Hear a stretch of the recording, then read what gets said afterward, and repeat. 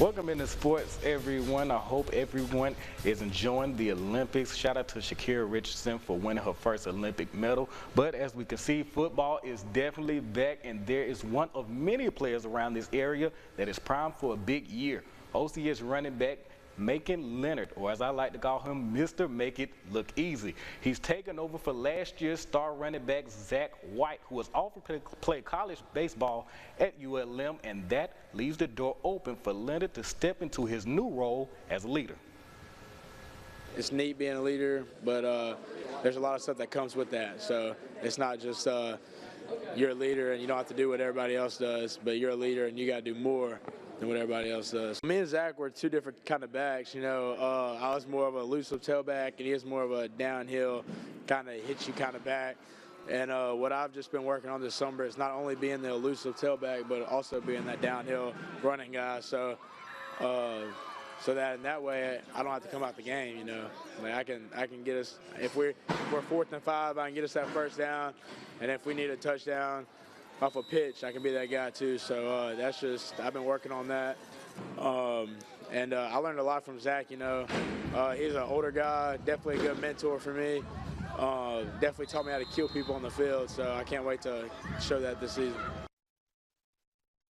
All right, next week we are going to flood your screen with season previews, but this week the LA Tech Bulldogs began their season quest in fall camp, and Jeremiah Johnson's defense continues to turn heads and be a step ahead of the offense as of right now.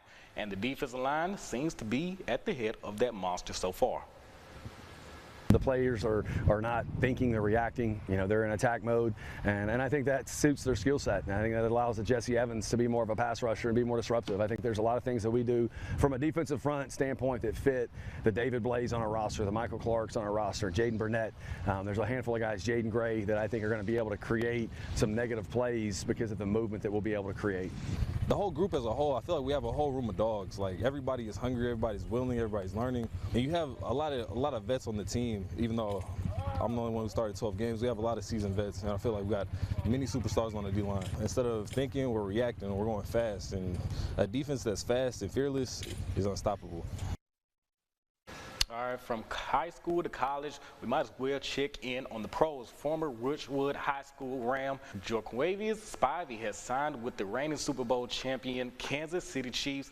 Spivey totaled just under 300 yards for his entire college career before going undrafted. He would now be looking to crack a permanent roster spot as one of the backup tight ends behind Travis Kelce. Swapping back over to college now, the Bayou Bengals also began fall camp this week, and the outlook of wideout Kyron Lacy has been a big topic this offseason coming into 2024 as the top leader in the pass catcher room. With LSU looking more and more like wide receiver U, Brian Kelly said he has accepted that challenge of filling the shoes of pass receivers. Neighbors is gone. Brian Thomas is gone. He is the veteran player. So sometimes that happens with attrition, with guys moving on. And, I would say that he has embraced that. Some guys don't embrace it. He's embraced that and wants to be that next great wide receiver at LSU. We have such a great tradition, and so he wants to live up to that standard.